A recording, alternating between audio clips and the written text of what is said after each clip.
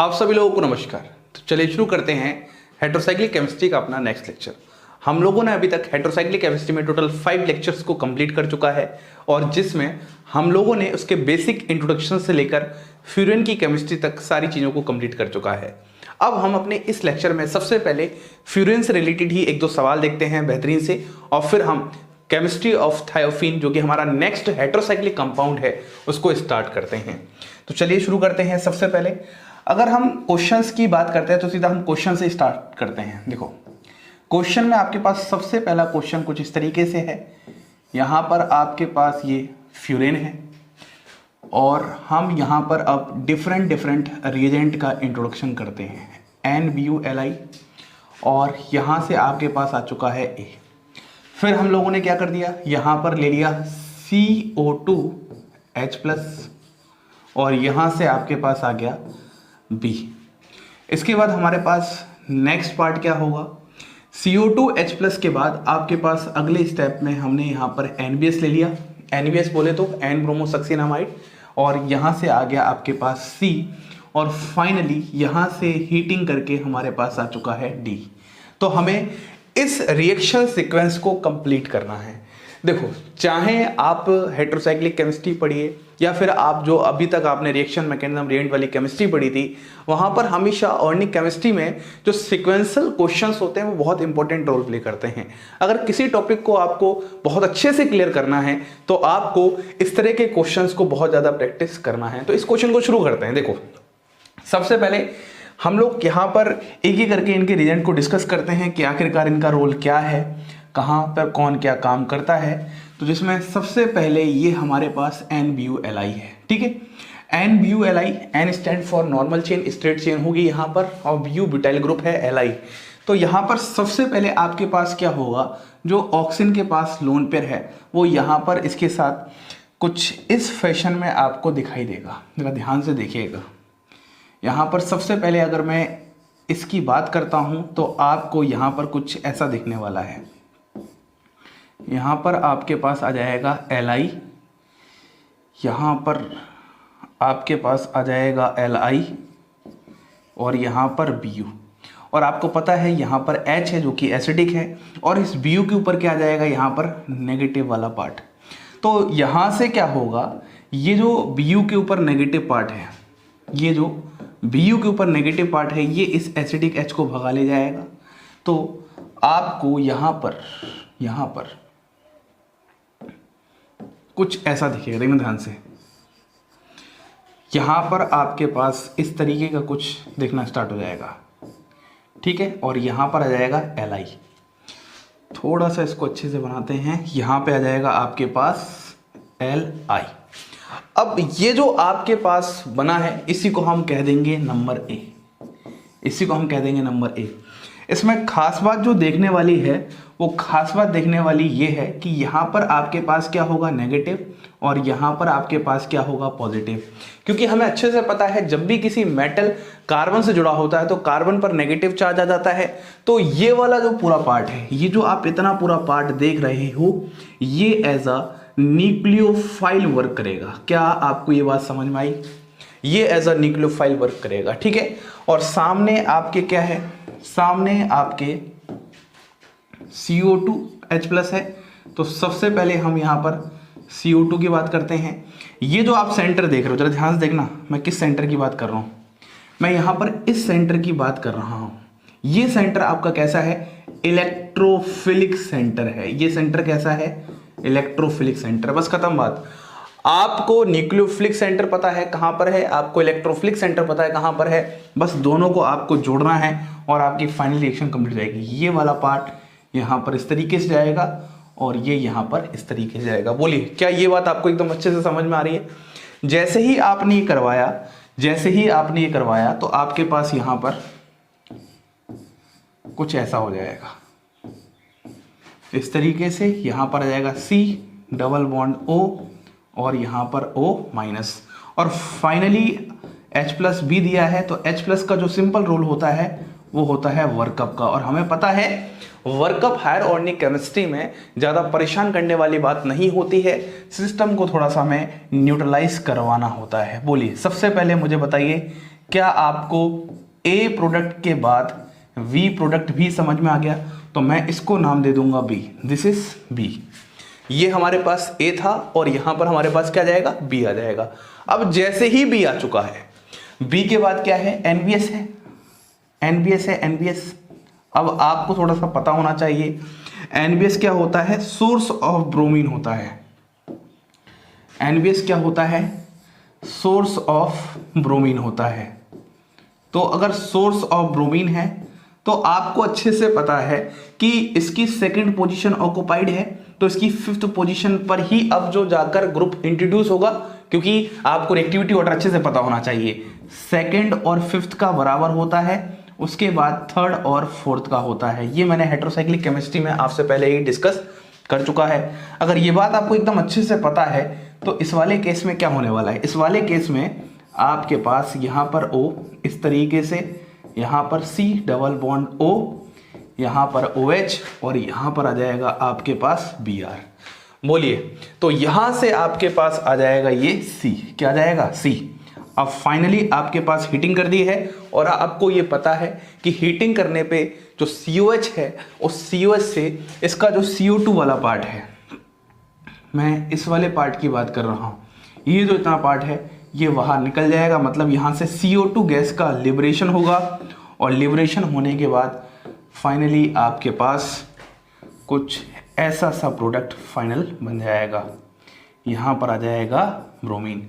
This is your final product D. ये एक बहुत ही प्यारा सा क्वेश्चन है जो कि आपको उम्मीद करता हूँ बहुत अच्छे से समझ में आ चुका होगा। ऐसे ही कुछ और हम क्वेश्चंस प्रैक्टिस कर लेते हैं, फिर हम थायोफिन की केमिस्ट्री की बात करते हैं।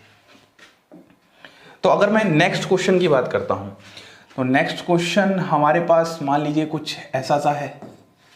यहां पर हमने फ्यूरिन ले लिया, ठीक है, यहां पर फ्यूरिन ले लिया और यहां पर हमने ले लिया POCl3DMF। ये आपके पास यहां पर आ चुका है A और फिर हमने यहां पर ले लिया NaOH और यहां से आ जाएगा आपके पास B+C। ठीक है, क्लियर एकदम अच्छा से। ये क्वेश्चन आपके पास, इस क्वेश्चन को अटेम्प्ट करना है तो सबसे पहले आपका जो ध्यान जाना चाहिए वो ध्यान इस पर जाना चाहिए कि आखिरकार इसका रोल क्या है।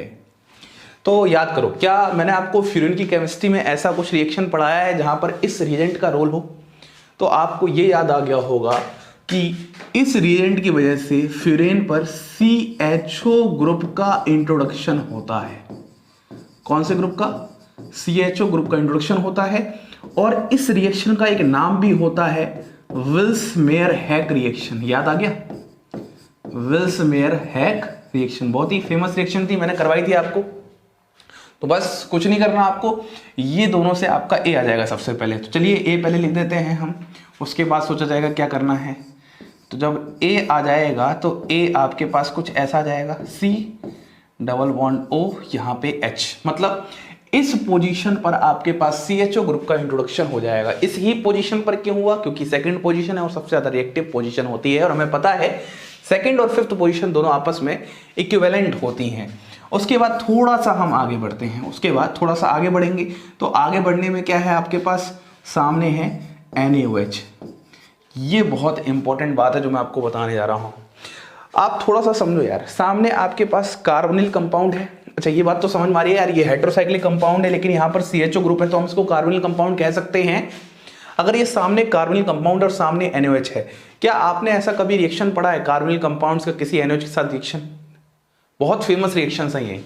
मैं थोड़ा सा और यहाँ पर एक बात मेंशन कर देता हूँ, ये कोई ऐसा वैसा कार्बोनिल कंपाउंड नहीं है भाई मेरे, ये वो कार्बोनिल कंपाउंड है जहाँ पर नो अल्फा हाइड्रोजन है, यहाँ पर कोई भी अल्फा हाइड्रोजन नहीं है। जरा ध्यान से देखो, ये CHO ग्रुप है, ये CHO ग्रुप है, ये पोजीशन 0, ये पोजीशन अल्फा, और इस अल्फा पर कोई भी हाइड्रोजन नहीं है, इसलिए यहाँ पर कोई भी अल्फा हाइड्रोजन नहीं है। और सामने आपके पास NaOH है।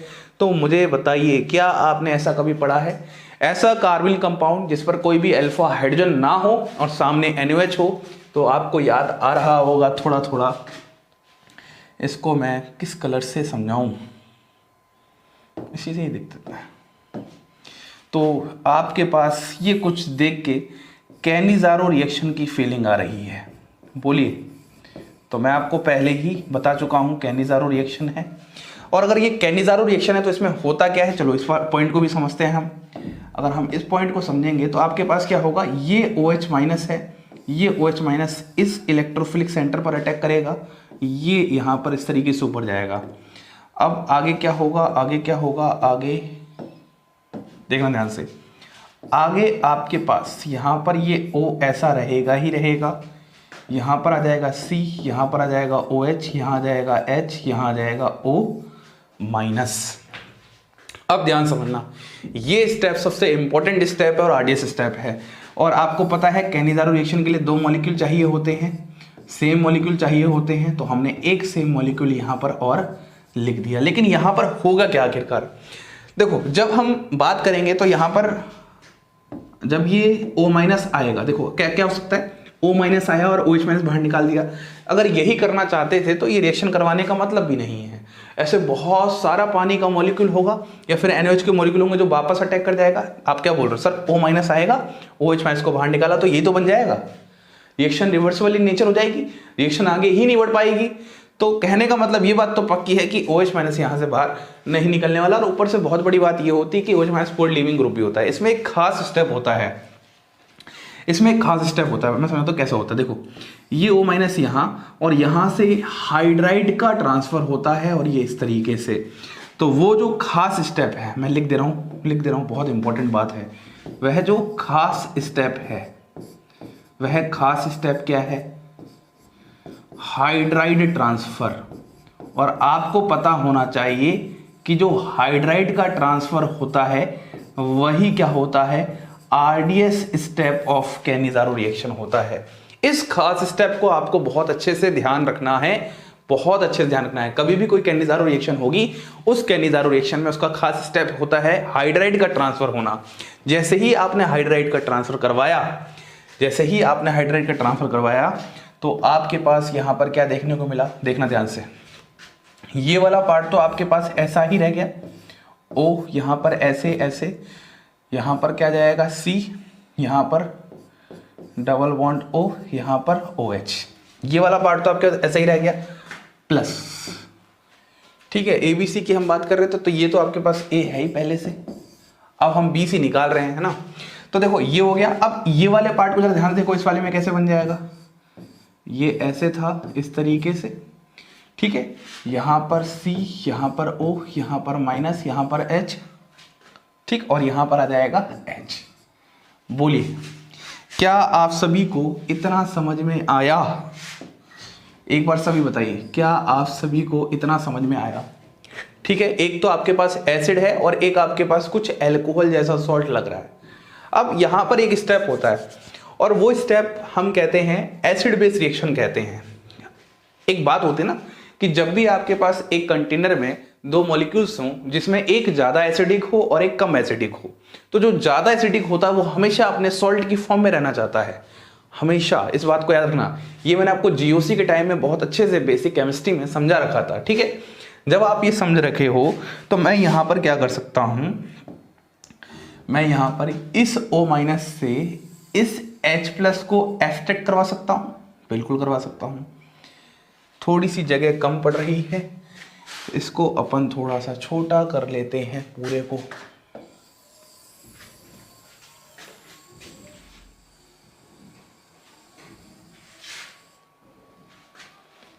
इस बोर्ड का यही फीचर है ना, गजब का फीचर सबसे, है ना। अब मैं इस बात को फिर से समझा देता हूं, मैं क्या बोल रहा हूं। मैं ये बोल रहा हूं कि जब ऐसा किया तो ऐसा करने पर आपके पास क्या नजर आया, आपके पास कुछ ऐसा नजर आ गया। ये वाला मॉलिक्यूल तो आपके पास ये रह गया इस तरीके से, C double bond O minus, plus ये वाला मॉलिक्यूल क्या हो गया, ये वाला मॉलिक्यूल आपके पास कुछ ऐसा हो गया, यहां पर CH2OH, ठीक है। इस स्टेप के बाद यहां पर इंट्रा मॉलिक्यूलर हाइड्रोजन ट्रांसफर हुआ, एक तरीके से H+ ट्रांसफर हुआ है और हम कह सकते हैं एक्चुअली एक तरीके से ये एक एसिड बेस रिएक्शन है। ए बी रिएक्शन का बोले तो मतलब होता है एसिड बेस रिएक्शन, आपको पता है। और एसिड बेस रिएक्शन बहुत ही फास्ट रिएक्शन होती है, ठीक है। ये जब हो जाएगा तो अब फाइनली क्या होगा, यहां पर H+ आएगा। H+ तो आपको पता है कभी भी लेकर सकते हैं, वर्कअप हो जाएगा। और जब H+ से आप वर्कअप करवा दोगे तो फाइनली आपके पास कुछ यहां पर COOH आ जाएगा। तो अगर मैं बताऊं तो ये आपके पास B हो जाएगा और ये आपके पास C हो जाएगा। यहाँ पर आपके पास A था, यहाँ पर आपके पास B है और यहाँ पर आपका C है। ये आपका आंसर एक फाइनल हो जाएगा। बोलिए क्या क्वेश्चन समझ में आया? सारे ही क्वेश्चन बहुत ही प्यारे क्वेश्चन, बहुत ही बेहतरीन क्वेश्चंस हैं, ठीक है। थोड़ा सा आगे बढ़ते हैं, नेक्स्ट क्वेश्चन की तरफ बढ़ते हैं। इसको आपने सबने उतार लिया वो एकदम अच्छे से। नेक्स्ट क्वेश्चन हमारा क्या है इसको देख लेते हैं। नेक्स्ट क्वेश्चन हमारा कुछ ऐसा है। यहां पर हम लेते हैं फ्यूरेन, ठीक है, फ्यूरेन है। और यहां पर हम लेते हैं KCN और फ्यूरेन के सेकंड पोजीशन पर हमने CH2 ग्रुप लगा दिया। और आपको यहां पर बताना है प्रोडक्ट क्या है, प्रोडक्ट बताना है कि आपका यहां पर प्रोडक्ट क्या है। बहुत ही प्यारा क्वेश्चन है। आप बोलोगे सर एक ही तो रिएक्ट है, लेकिन एक फेमस रिएक्शन भी होती है ऐसे ही। चलिए समझने की कोशिश करते हैं। देखो सबसे पहले आपके पास क्या है, KCN है। आपको पता है यहाँ पर CN- है और इसको मैं मिटाकर कुछ ऐसा लिख सकता हूँ, C डबल बॉन्ड O और यहाँ पर H लिख सकता हूँ बिल्कुल। और यहाँ पर ये CN- क्या करेगा, इस जगह अटैक करेगा, ये यहाँ पर ऐसा हो जाएगा। ये सबसे पहला स्टेप समझ में आया क्या? बोलो, सबसे पहला स्टेप ये समझ में आया क्या? जब आप ऐसे करवाओगे तो आपके पास यहाँ पर क्या आ जाएगा, कुछ ऐसे ऐसे ऐसे, यहाँ पर ऐसे, ठीक है, C हो जाएगा। यहाँ पर आ जाएगा आपके पास O-, यहाँ पर आ जाएगा आपके पास CN और यहाँ आ जाएगा आपके पास H।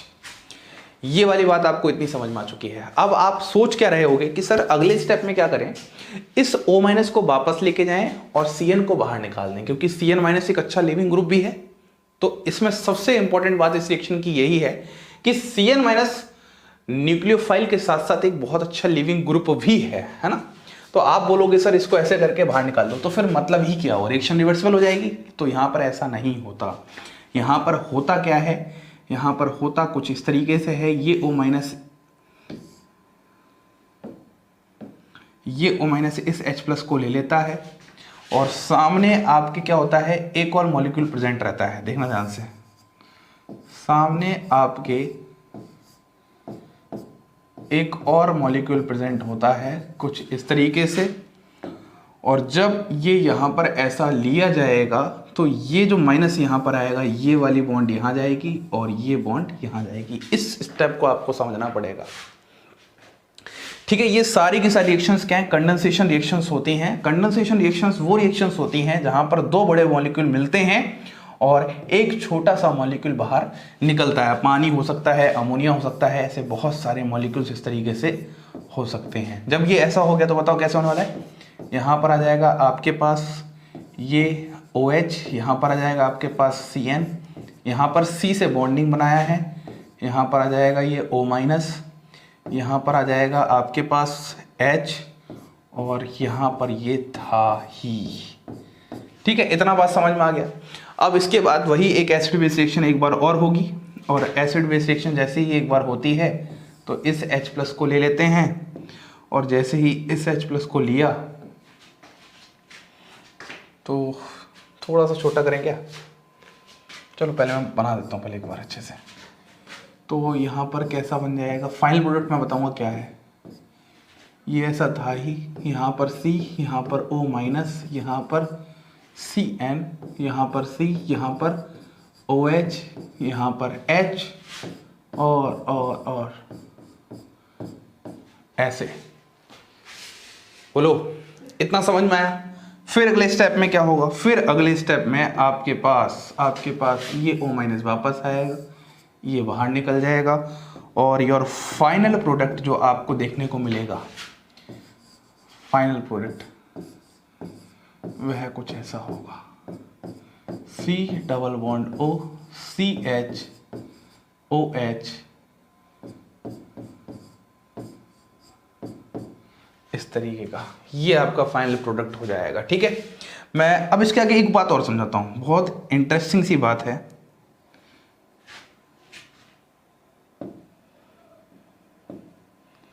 उसको हम थोड़ा सा समझते हैं। इसके आगे मैं समझाता हूं क्या कहानी है, मतलब थोड़ा सा और बड़ा करते हैं। इसके आगे देखो कैसे समझते हैं, क्या और चीजें हम जोड़ सकते हैं इसके साथ। मान लो इसके सामने मैं यहां पर एरो लेके आ गया और यहां पर मैंने ऑक्सीडाइजिंग एजेंट लगा दिया। इसका मतलब क्या होता है, एक बार मैं लिख देता हूं। इसका मतलब होता है ऑक्सीडाइजिंग एजेंट। जैसे ही मैं ऑक्सीडाइजिंग एजेंट लेके आऊंगा, ये वाला जो पार्ट है, ये वाला जो पार्ट है, ये भी ऑक्सीडाइज हो जाएगा। तो जब ये वाला पार्ट ऑक्सीडाइज हो जाएगा, तो मैं रिएक्शन को आगे फर्दर बढ़ा रहा हूं क्योंकि एक इंटरेस्टिंग सी बात बतानी है। तो आपके पास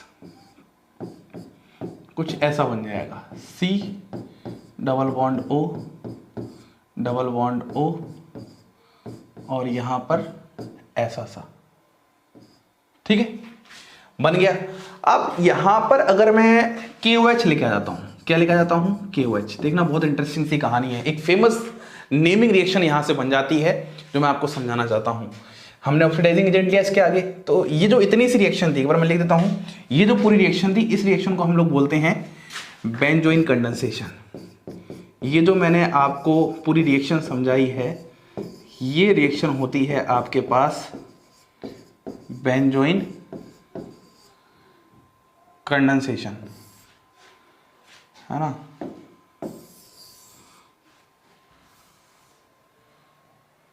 ये रिएक्शन आपके पास होती है बेंजोइन कंडेंसेशन, और जिसमें आपके पास ये था प्रोडक्ट ये तो था जो हमें निकालना था।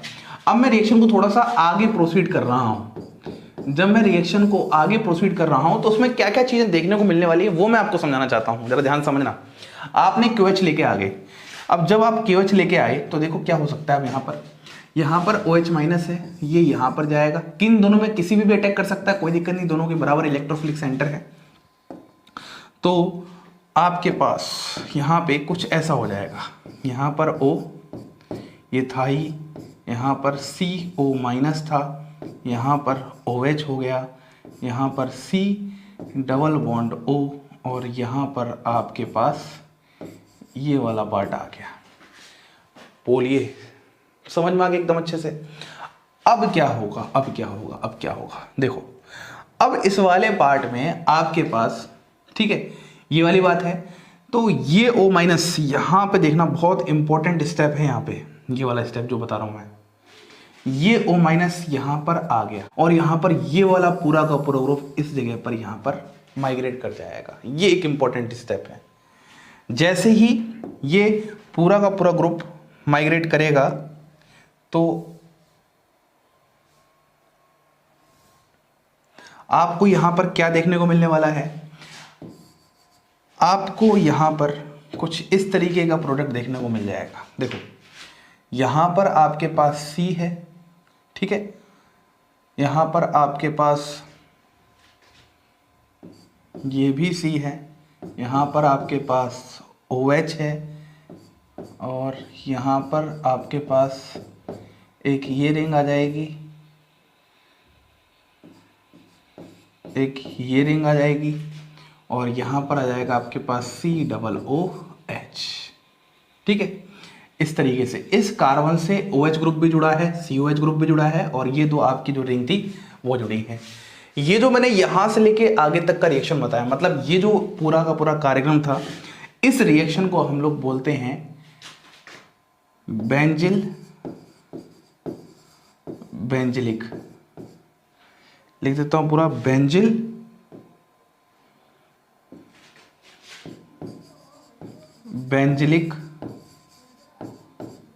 Acid rearrangement,